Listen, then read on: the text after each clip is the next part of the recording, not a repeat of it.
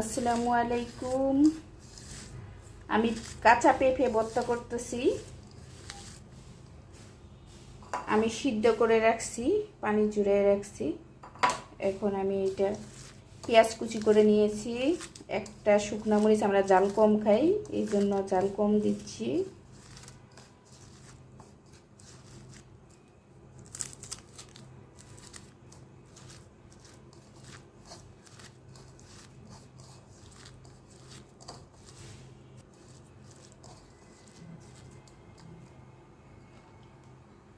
সিদ্ধ করে রাখছি, আমি এখন এগুলো নেব।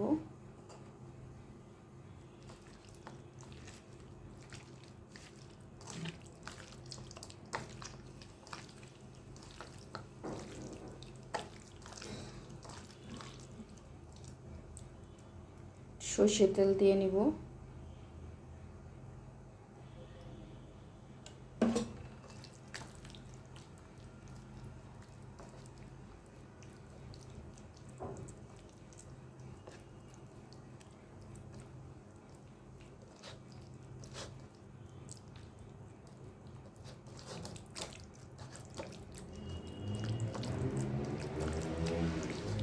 হয়ে গেল আমার পেঁপে ভর্তা, কাঁচা পেঁপে ভর্তা। আমার কাছে এরকম অনেক, সবাই আমরা পছন্দ করি, যে কোনো ভর্তা পছন্দ করি।